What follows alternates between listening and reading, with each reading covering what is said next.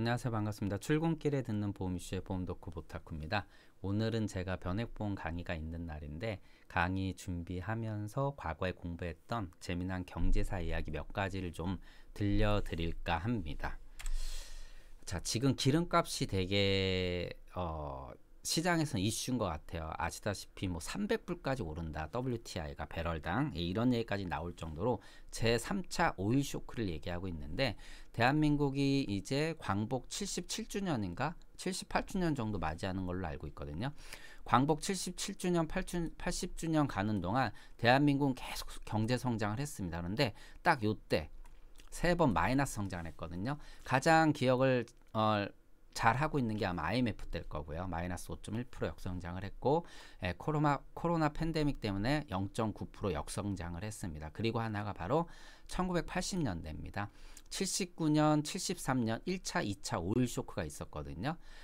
1차 오일 쇼크 때는 대한민국의 이제 산업 구조가 영향을 덜 받았지만 79년도 2차 오일 쇼크 때는 영향을 많이 받아서 결국 이듬해인 1980년대 대한민국이 처음으로 역성장을 합니다. 이 당시에 재정저축금리가 아마 27% 28% 가까이 줬었거든요. 근데 이때 물가 상승률 30%에 육박했습니다. 결국 마이너스 실질 이자율은 마이너스였다라는 것이죠. 우리가 늘 이제 그 이자율을 볼 때는 실질 이자율을 같이 봐주는 게 중요하기 때문에 그런 부분들을 우리가 체크해 볼 필요가 있다라고 보고요. 대한민국 이렇게 역성장을 했는데 지금 제3차 오일 쇼크 온다.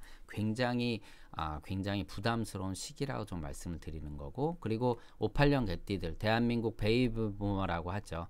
이 베이버 세대들이 대한민국의 부를 장악하고 있습니다. 다 아시다시피 주식이나 부동산 그리고 토지에 굉장히 많은 부분들을 차지하고 있는데 이분들이 적극적으로 부동산 투자를 한 것도 아니고 주식 투자를 한 것도 아닙니다.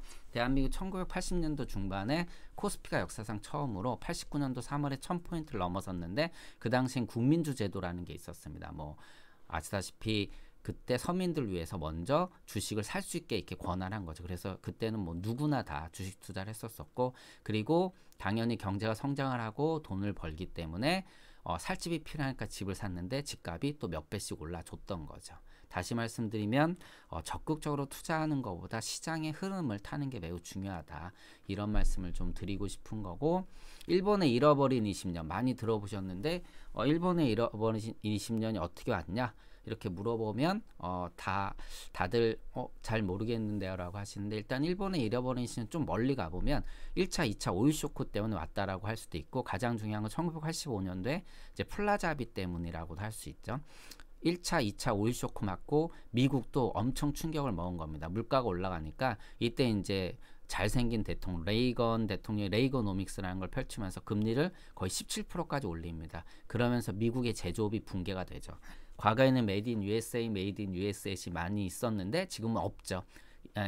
미국 이때 제조업이 붕괴됩니다. 근데 미국은 세계 최대의 소비국이거든요. 어떻게 소비를 하죠? 결국은 수입을 합니다. 그때 일본이 이 미국의 수입 시장을 장악을 하죠. 엄청나게 돈을 법니다. 그래서 뭐 그 당시에 일본 땅을 다 팔면은 미국 땅을 뭐 2번, 4번 살 수 있다. 이런 얘기까지 나오면서 록펠러 센터도 산다. 뭐 고해 해바라기 그림 이런 거 다 갖다 사면서 엄청난 부를 장악합니다. 그런데 이게 이제 완전 거품이었죠. 근데 이 거품이 될 수밖에 없었던 그 근거가 뭐냐면 1985년도에 프라자 합의를 보는데 뭐 G5라고 하죠. 미국을 비롯한 이제 경제 대국들이 엔화가 너무 싸다. 그러면서 엔화를 절상을 시킵니다. 그러니까 1달러에 250엔 하던 엔화를 120엔까지 반토막을 내버립니다. 자, 수출로 먹고 사는 나라가 환율을 반토막 내버리면 어떻게 되겠습니까? 말도 안 되는 일이 벌어지는 거죠. 그래서 기업들이 힘드니까 일본에서는 적극적으로 저금리 정책을 핍니다. 근데 이게 이제 문제가 됐던 거죠. 이 저금리 정책이 결국은 가수요를 만드는 거죠. 신용을 활용을 해서 투자를 미친 듯이 합니다. 그래서 그 당시에 동경의 아파트 한 채 가격이 20억엔이었어요. 그 당시 환율로 하면 200억. 아파트 한 채가, 조그만 아파트 한 채가. 아파트를 사기가 그만큼 힘든 거죠. 그래서 뭐 그 당시에 뭐 동경의 좋은 대학들을 졸업하고 출퇴근하는 사람들의 평균 출퇴근 시간이 2시간 11분이었다. 이런 기록도 있습니다. 무튼 그 정도로 거품이 심했었죠. 그런데 거품이 꺼지고 어떻게 됐느냐? 20억엔 나가던 아파트 한 채가 1억엔으로 20분의 1 토막이 납니다. 예. 그 이후에 15년 동안 일본의 뭐 이제 부동산 가격, 예, 이런 가격들은 거의 90% 이상 몰락하고요. 13,000 하던 니케이가 38,000원까지 올라갔다가 그 거품 꺼지고 7,000까지 떨어집니다. 예, 말도 안 되는 일들이 벌어졌죠. 그리고 20년간 일본은 경제 성장을 멈춰버리는 거죠. 그 거품이 바로 뭐였다? 네, 금리 인하로 인한 돈의 풀림. 네. 엄청난 충격. 그때 감내하지 못하고 금리를 인하시켜서 기업들을 어떻게 보면 그 위로했던 게 결국은 일본의 잃어버린 20년을 만든 거죠. 그리고 대한민국 국가부도, 뭐 대한민국 국가부도 IMF라고 하는 이것도 비슷합니다.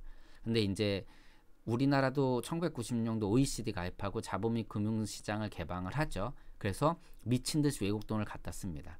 그러니까 대한민국 국가부도 IMF랑 글로벌 금융 때 대한민국에서 가장 큰 차이점이 뭐였냐면 뭐 외환 보유고도 있지만 가장 중요한 건 기업들의 부채 비율이었습니다. IMF 때는 400%가 넘었고요. 글로벌 금융 때는 100%가 안 됐었어요. 엄청난 거죠. 다시 말씀드리면 이때 우리 돈 갖고 장사한 게 아니죠. 대한민국 기업들이 남의 돈 갖고 떵떵거리면 장사하다가 결국은 남의 돈이 들어올 수밖에 없는 게 한국 금리는 높고 외국 금리는 낮고 시장 개방하니까 돈들이 미친 듯이 들어왔죠.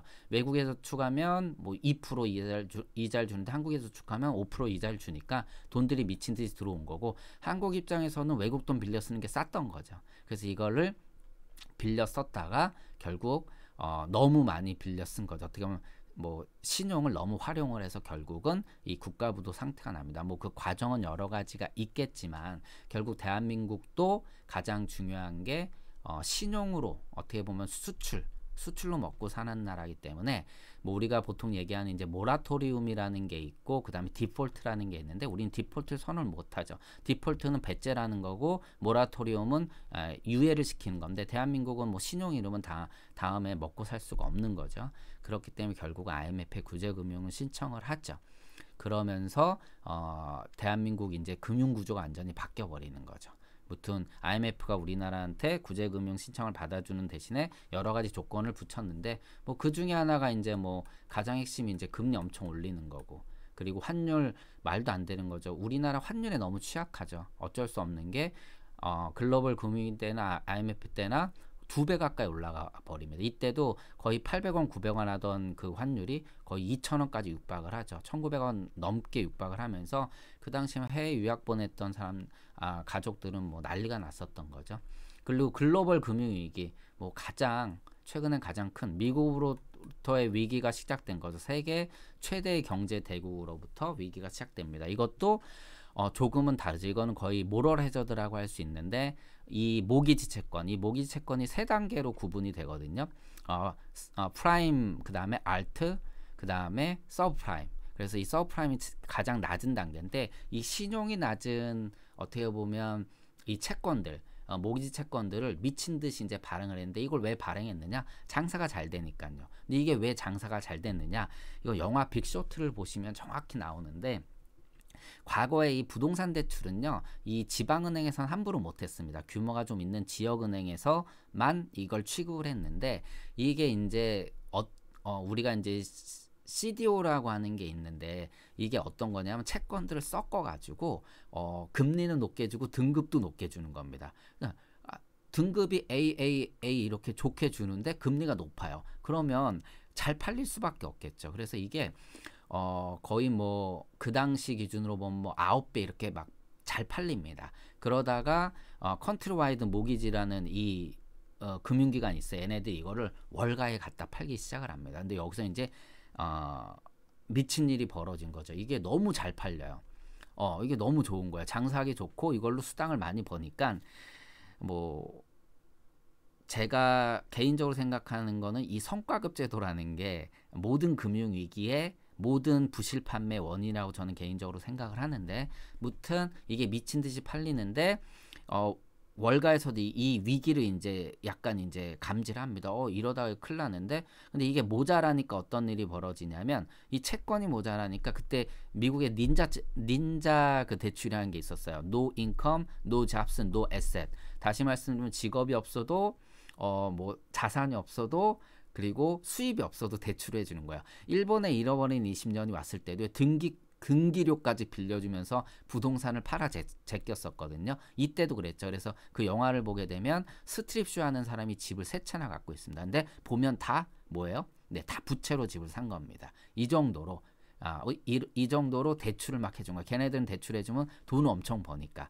무튼 이런 식으로 부실 채권들이 만들어지는데, 이걸 감지했을 때 여기서 뭐가 튀어나오느냐? 바로 AIG 뭐 이런 이제 보험사들이 여기에 이제 보험을 쌉니다.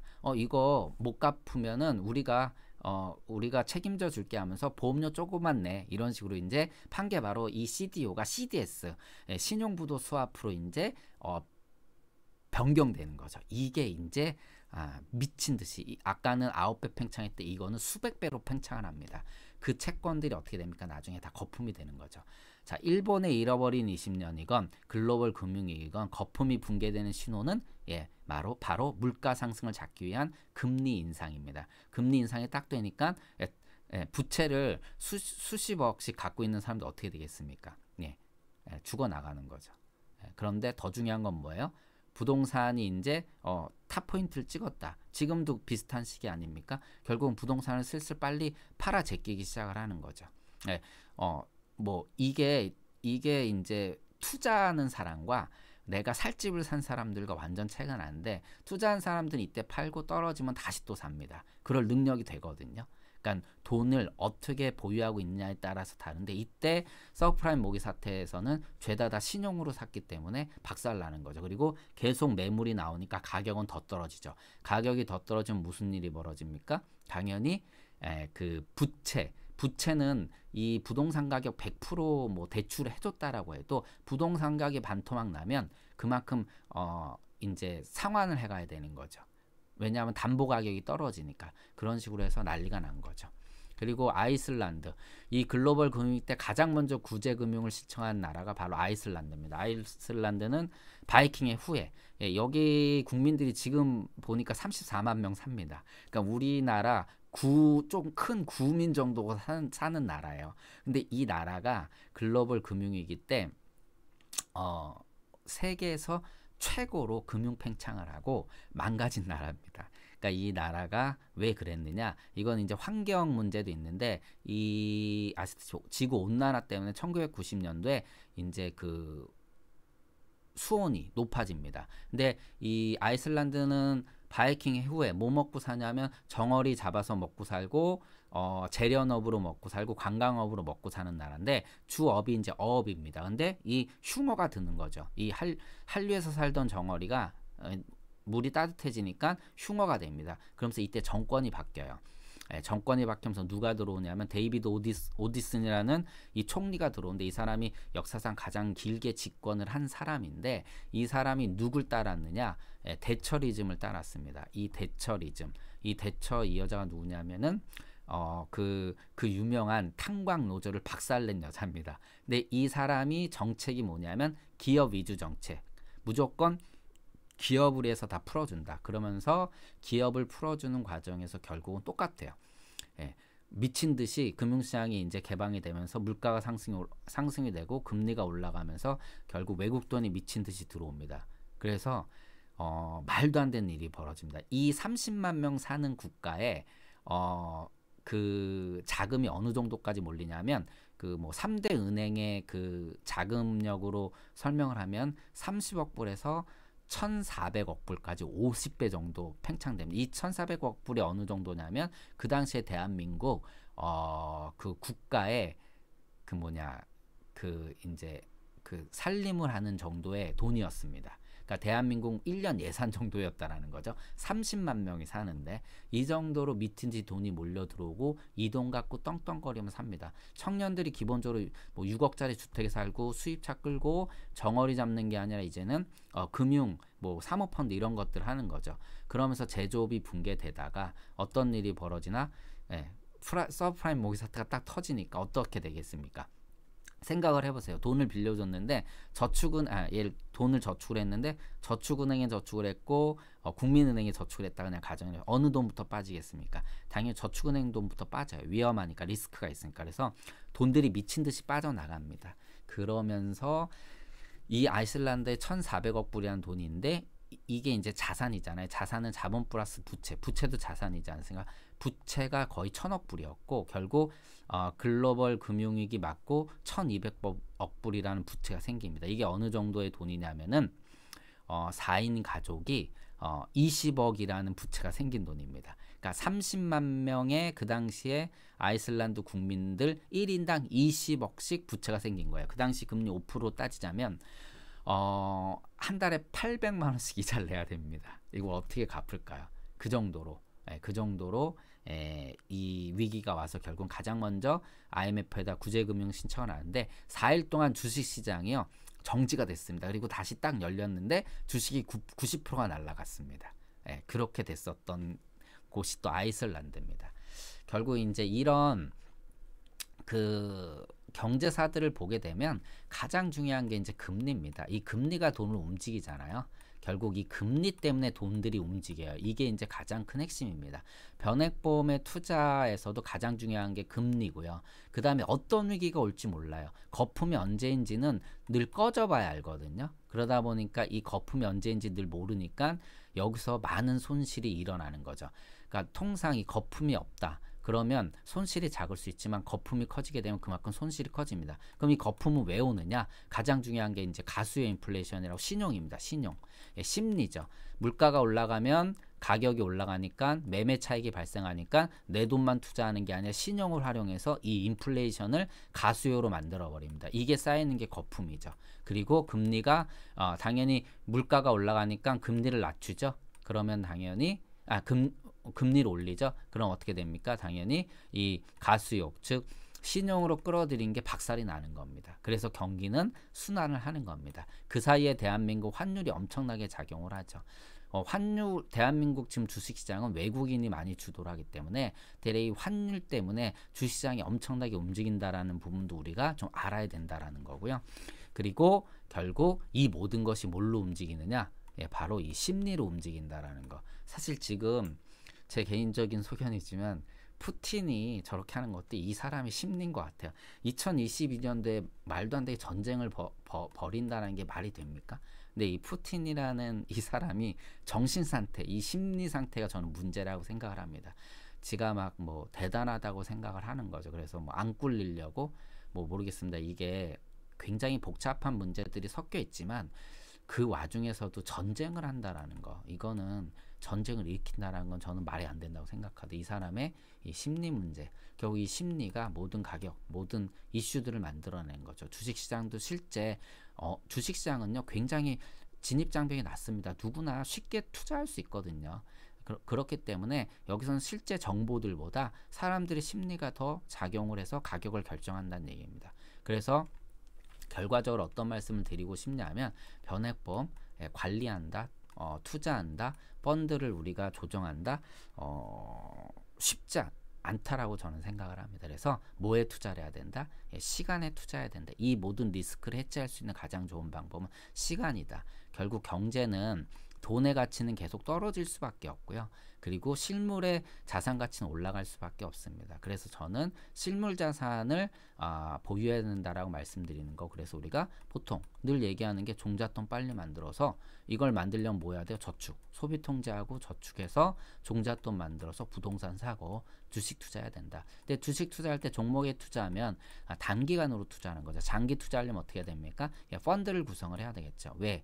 어떤 종목이 몇십 년 동안 버틸지는 이 세상 그 누구도 모릅니다. 왜냐하면 그 폴춘 500에 있던 지도 100년 동안 있었지만 나중에 거기서 빠지거든요. 그렇게 잘 나가던 야후도 오랜 기간 이후에는 어떻게 됩니까? 여기서 이제 탈퇴되죠. 지금은 뭐 이제 우리가 기억도 잘 못하는 젊은 세대들은 그런 기업이 돼버리는 거죠. 그런 것처럼 장기적으로 투자할 땐 결국 달걀 한 바구니에 담지 말라는 얘기처럼 이 포트폴리오가 너무 중요하죠. 그래서 펀드를 구성하는 게 중요하고, 펀드를 구성하게 되면 안정성, 그리고 이건 간접 투자지 않습니까? 우리가 직접 관리하는 게 아니라 결국은 전문가분들이 펀드를 관리합니다. 대신에 한 가지 중요할 게 뭐냐면 긴 시간을 투자하다 보니까 결국은 포트폴리오 구성에 몇 가지 우리가 그 펀드 변경이라고 하죠. 적립금 이전 펀드 변경이 필요합니다. 이 펀드 변경 적립금 이전을 통해서 높은 수익을 낼 수도 있지만 가장 중요한 거는 경기 순환에 따른 소비자분들의 자산 위축, 즉 자산이 감소해서 결국은 가계 경제에 그 수익과 지출에 문제가 생기는 부분들을 이거를 이제 어떻게 보면 완충하기 위해서 펀드 변경은 필요하다라고 생각을 합니다. 이게 제가 개인적으로 생각하는 변액보험에 대한 세일즈 포인트고요. 그리고 관리 포인트고, 그리고 우리가 어떻게 판매해야 되는지에 대한 저는 방향성이라고 생각을 합니다. 뭐 함부로 정말 세계 최고의 전문가들도 장기적인 주식시장은 맞출 수도 없습니다. 경제는요. 그거는 이미 매년 1월 4일날 신문기사를 보시고요. 그 매년 말에 한번 확인해 보세요. 그 기사들이 맞나. 대한민국 최고의 석학들이 전문가분들이 예측한 예측들이 거의 다 빗나갑니다. 그럴 수밖에 없는 게 바로 주식시장 부동산시장의 경제라고 보거든요. 그렇기 때문에 함부로 뭐 1년을 예측하는 것도 어려운데 몇십 년을 예측한다? 불가능한 거죠. 그러다 보니까 종목이나 어떤 분야 이런 것보다는 이 돈의 원리, 시장 경제 원리를 갖고 투자를 하는 것이 저는 중요하다고 생각을 합니다. 오늘은 이렇게 마치도록 하겠습니다.